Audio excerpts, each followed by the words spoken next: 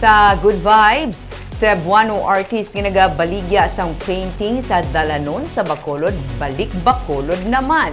Bit-bit ang isa kagatos ka mga paintings, 40 diri ang order na gikan sa iya nga mga kliyente sa Bacolod man.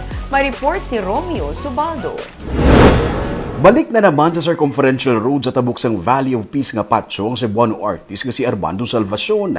Sakay sa gihapon sa iya nga multicab, bitbit niya ang isa kagatos ka mga paintings. 40 diri order na sa iya nga mga kliyente nga taga Bacolod sa nagdigad nga bulan. Setyembre pa kuntani ang plano niya nga magbalik sa syudad sa Bacolod, pero ginamuno na siya sa iya nga mga kliyente kung pwede niya na ma-deliver ang mga orders. Gani, ginhingagaw niya. Kada adlaw, lasing ko sa kaagahon, nagasugod na siya sa pagpinta tubtub las 12 isang gabi. Mga 5 p.m. Nagsimula ka na? Oo, tanghali, pahinga, tapos diretso na sa gabi, alas 12 sa gabi. 5 hours lang natulog? Walang pahinga. Hindi sige, napagod kasi yung pamilya ko ba. Para sa pamilya? Pamilya ko. Nakikita ko yung anak ko na parang anak ko malakas yung katawan ko pag nakita ko yung pamilya ko.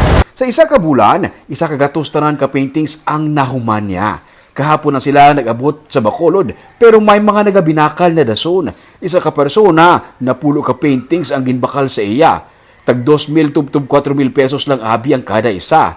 Nagrenta lang sila sang kwarto sa sulod sang duha ka semana. Gani, dapat mapaubos niya man ang iya nga mga paintings.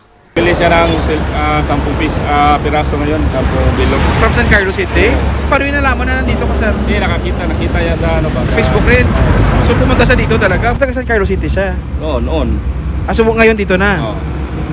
10 kanina lang pinili? Doon siya nagtrabaho noon, dito na siya All on canvas ang iya nga medium.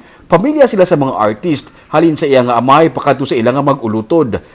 May taga Cebu pagani kuno siya nga kliyente nga nagmuno nga nagsikat na siya sa Negros kay nalantawan ang iya nga video sa iya nga pagbaligya sa Bacolod. Nakita ka nila? Sabi sikat ka na. Di ako nasikat sa sikat ako sa Cebu pero sa papa ko talaga. Papa mo talaga? Oo. Kasi yun siya nang nauna. Tapos sa kami lang yung pintor niya. Siya nag-introduce. Ako dito.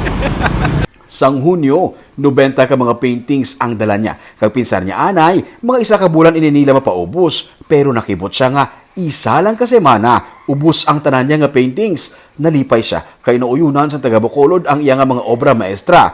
Ang iya lang man kuno nga tuyo sa pagbaligya sa mga paintings nga may ibakal sang gatas sa iya duha ka mga magagmay nga kabataan.